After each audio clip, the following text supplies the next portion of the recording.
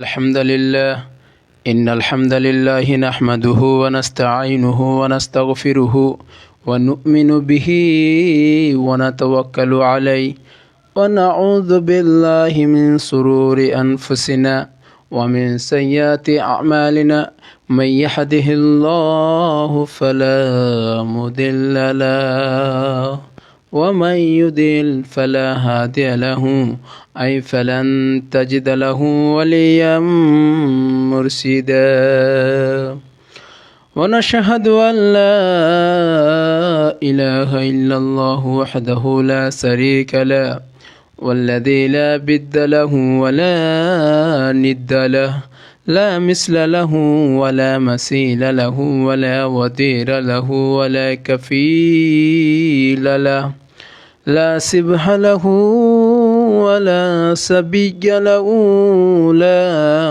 ولد له ولا والد له وهو الواحد الفرد الصمد لم يلد ولم يولد ولم يكن له كفوا أحد ونشهد أن سيدنا ونبينا وحبيبنا وبشيرنا ونذيرنا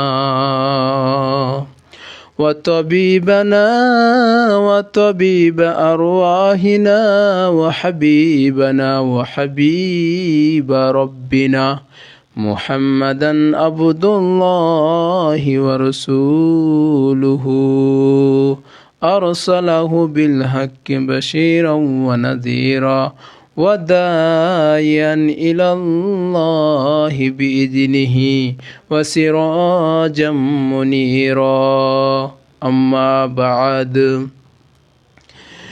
فقد قال الله تعالى في كلامه المجيد وفي فرقانه الحميد أعوذ بالله من الشيطان الرجيم بسم الله الرحمن الرحيم قل هو الله أحد الله الصمد لم يلد ولم يولد ولم يكن له كفوا أحد إن الله وملائكته يصلون على النبي يا أيها الذين آمنوا صلوا عليه وسلموا تسليما اللهم صل على محمد وعلى آل محمد كما صليت على إبراهيم وعلى آل إبراهيم إنك حميد مجيد اللهم بارك على محمد وعلى آل محمد كما باركت على إبراهيم وعلى آل إبراهيم إنك حميد مجيد আপনাকে আমাদেরকে ভালো রাখে কে? আল্লাহ। মাঝে মাঝে অসুস্থ সুস্থ করে আবার পরীক্ষা করে কে? আল্লাহ। সকাল বিকাল রাত্রে দুপুরে কার সবসময় আমরা প্রশংসা করব? আল্লাহ।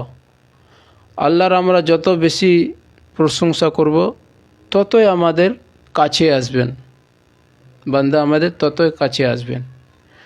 আল্লাহর কাছে আমরা যত মাংব ততই আমাদেরকে আল্লাহ দিবেন। সবারই চোখে ফাঁকি দেওয়া যায়, কিন্তু আল্লাহর চোখে ফাঁকি দেওয়া যায় না। আল্লাহ বলছে 7 আসমান 7 জমিনের নিচে কোনো বাক্সাকে একটা পিপলিকা কিংবা মাকড়সাকে যদি রেখে দেওয়া হয় তবু আল্লাহ তাআলা বলছে আমি 7 আরশ থেকে আমি শুনতে পাই, ঠিক কিনা? তাহলে সবারই চোখে ফাঁকি দেওয়া যায়, একজনের চোখে ফাঁকি দেওয়া যায় না। পুলিশের চোখে ফাঁকি দেওয়া যায় কি যায় না? পুলিশ সিগন্যাল দিয়েছে, গাড়ি স্টার্ট করে হুট করে চলে গেল। যারা পরীক্ষার হলে মাই ম্যাজিস্ট্রেটও লাগানো হয়, সেখানেও কি চোখে ফাঁকি দেওয়া হয়। বিমানবন্দরের 8ম অফিসারের চোখেরও ফাঁকি দেওয়া হয়। কোথা থেকে বার নিয়ে আসে, বার জানেন কি? সে বার সবার চোখে ফাঁকি দেওয়া যায়, কিন্তু আল্লাহর চোখে ফাঁকি দেওয়া যায় না, ঠিক কি না? আমার যুবক ভাইরা বলছে যে হুজুর আপনার বাস শুনে আমরা অনেক নামাজ পড়ছি, কিন্তু আমরা নামাজ পড়ছি কিন্তু আমরা পর্নোগ্রাফি ছড়তে পারছি না। সকালে তোবা করি তো বিকালে দেখি, বিকালে তোবা করি তো রাত্রে বেলায় দেখি। তো আল্লাহ সুবহানাহু ওয়া তাআলা বলছে আল্লাহ ইজ ওয়াচিং মি। তোমাদের মোবাইলের ওয়েলকামে লিখে রাখবে আল্লাহ ইজ ওয়াচিং মি, যাতে আল্লাহ আমাকে দেখছে, আমাকে বেজার করছে, আমাকে দেখছেন। আপনি ঘরের মধ্যে দরজা লাগিয়ে জানলার পর্দা ফেলে আপনি মোবাইলের মধ্যে কি দেখছেন, কিন্তু কেউ দেখার নাই, কিন্তু কে দেখছে? আল্লাহ দেখছে, আল্লাহ তোমাকে দেখছে। তাহলে আল্লাহ ইজ ওয়াচিং মি আমরা মোবাইলে কিংবা ল্যাপটপের এক সাইডে আমরা লিখে এই কথাটা রাখবো। নিশ্চয়ই এই কথাটা যখন আমি দেখব তাহলে আমার মনের মধ্যে কি হবে? ভয় হবে যে আল্লাহ আমাকে দেখছেন, ঠিক কি না? আল্লাহ সুবহানাহু ওয়া তাআলা কোরআন পাকের মধ্যে বলছে 112 নম্বর আয়াত, সূরা ইখলাস, ইখলাসই নয়, এর নাম হচ্ছে আমরা যত বেশি বেশি করে কোরআন কারীম তেলাওয়াত করব, আমরা যত বেশি বেশি করে আল্লাহর কাছে দোয়া মাংব, ততই আমাদের এটা হলো ইখলাস। কিন্তু এই ইখলাস সূরার নাম নয়, ইখলাস আরও এর সূরাটার নাম আছে। এই সূরার নাম আছে তৌহিদ। তৌহিদ মানে একত্ববাদ, এর উল্টা হচ্ছে শিরক। আর শিরকালা জুলমুন আজিম, যে শিরিক করেছে ওর মতন বড় গুনাহ কেউ নাই। কিন্তু আল্লাহ তাআলা বলছেন আখফাফুন নামালি দামান, যেরকম গুটি গুটি পায়ে আসে পিঁপড়া মিষ্টির দোকানে, তোমার যদি এই শিরিকের গুনাহ যদি তোমার ভিতরে যদি চলে আসে তাহলে তোমার জীবনটাকে বরবাদ বিচ্ছিন্ন করে দিবে। আর তোমার যদি তোমার যদি শিরিকের গুনাহ যদি না থাকে, সাগরের জলের পরিমাণ স্তন পাহাড় সমান যদি তোমার যদি গুনাহ থাকে, আল্লাহ বলছে আমি মাফ করে দেব, ঠিক কিনা? তাহলে এই সূরার নাম হলো তৌহিদ। তৌহিদেরই মুর্শিদ আমায় মুহাম্মাদের নাম, আল্লাহর কালাম পড়লে পড়ে বুঝতে পারি কালাম, ঠিক কিনা? এ সূরার নাম হলো, আরও আছে এ সূরার নাম হলো মারিফাত। মারিফাত মানে হলো চিনা ওয়া জানা। আমরা যত বেশি বেশি করে কোরআনুল কারীমকে আমরা পড়ব, তত বেশি বেশি করে আল্লাহকে আমরা চিনতে পারবো আর দেখতে বুঝতে পারবো, ঠিক কিনা ভাই? আমরা যদি আজ কোরআন যদি ভালোভাবে পড়ে নিই তাহলে আল্লাহকে আমরা বুঝতে পারবো, চিনতে পারবো। নম্বর 2। নম্বর 3, এর নাম হলো সামাদ, মানে ও মুখাফুক্কি, কারো মুখাফুক্কি করে না, ঠিক কিনা? এর উল্টাটা হচ্ছে যখন হুজুর পাক সাল্লাল্লাহু আলাইহি ওয়াসাল্লাম তৌহিদের বর্ণনা দিচ্ছিলেন, তখন এক মুশরিক কাফের বলছিল আমি আল্লাহকে মানি না, আমি আল্লাহকে মানি না। কেন? আল্লাহ দিতে পারে না, আল্লাহকে আমি দেখতে পাই না, সেই জন্য আমি আল্লাহকে মানি না। সেই ঘরের মধ্যে একটা মূর্তি বানালেন, সে মূর্তিটা বানিয়ে তাকে অনেক টাকা খরচা করে তাকে যত্ন করে সোহাগ করে তার কাছে একদিন রাত্রে বেলায় রসগোল্লা চমচম এনে তার সামনে বলছেন, মনের হৃদয়ের যতগুলো কথা আছে সব কথাগুলো বলছেন। তখন সব কথাগুলো বলার পরে আমাকে কেউ দিতে পারে না তুমি ছাড়া। তখন এক পাশে রেখে এই মূর্তিকে রেখে কোনো দিকে গেলেন, যাওয়ার পরে এসে দেখছেন যে আল্লাহর গায়ে পানি। এই আল্লাহর গায়ে পানি কোথা থেকে চলে আসলো? এই আল্লাহর গায়ের পানি নিশ্চয়ই ভালো হবে, নিশ্চয়ই সুস্বাদু হবে, সুসাইট হবে। তো আল্লাহর গায়ের পানি না সুখী আমি আল্লাহর গায়ের পানিকে জলদিবাজি আমি কি করব, চেটে নিব। চেটে নেওয়ার পর দেখছে না তো আল্লাহর গায়ের পানি না, কীরকম করে লাগছে, খাটা খাটা টক টক ভাব লাগছে, আমচুরের মতন লাগছে। তারপরে দেখছেন, দেখার পরে কিছু দূর যা দেখছেন বুখারের বর্ণনা, সালাবান মানে হচ্ছে এই বুখারের বর্ণনা, সালাবান মানে দুটা খেক শিয়াল, কোনো বর্ণনায় এসেছে কুত্তা, কিন্তু দেখা যাচ্ছে কয়েক দূরে যাই দেখছে একটা শিয়াল একটা পা তুলে আছে, তার মাঝখান থেকে রহমতের পানি টপ টপ করে পড়ছে। ঠিক কিনা ভাই? আমার কথা হলো, আজ আমরা আল্লাহ সুবহানাহু ওয়া তাআলাকে একত্রভাবে আমরা রব। এই সূরাটা হলো তিনটা, এই কথা হলো, এই কথার মধ্যে আল্লাহ রব্বুল আলামিন 112 নম্বর সূরার মধ্যে বলছে, সূরা ইখলাসে, কুলু হুয়াল্লাহু আহাদ আল্লাহুস সামাদ লাম ইয়ালিদ ওয়া লাম ইউলাদ ওয়া লাম ইয়াকুল লাহু কুফুয়ান আহাদ। এ নবী আপনি বলে দেন আল্লাহ এক, ও কারো মুখাফিক্কি করে না,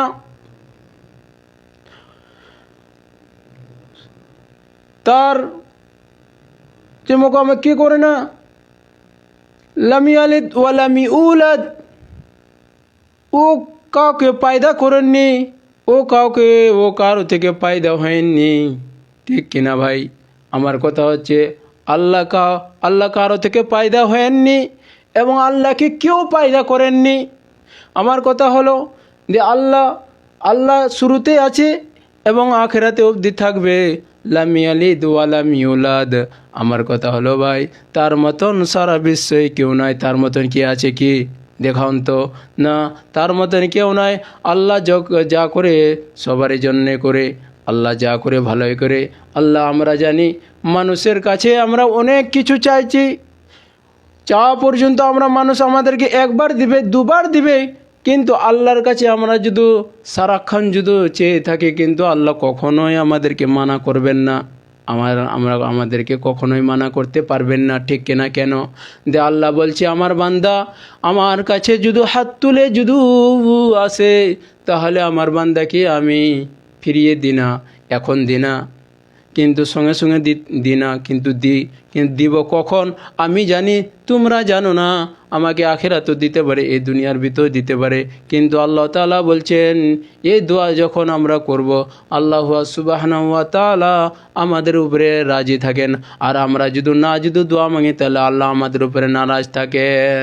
ভাই আমার কথা হলো, এই সূরা ইখলাস আমরা যত হুজুরে পাক সাল্লাল্লাহু আলাইহি ওয়াসাল্লাম এই সূরাকে ফজরের 2 রাকাত সুন্নতে পড়তেন, তারপরে মাগরিবের 2 রাকাত সুন্নতে পড়তেন, তারপরে ইশার বেতের 3 রাকাতের সময় এই সূরাটা পড়তেন, তারপরে মক্কার মুকাল্লামা যখন তাওয়াফ করতেন, তাওয়াফ করার পরে এই সূরাটা পড়তেন।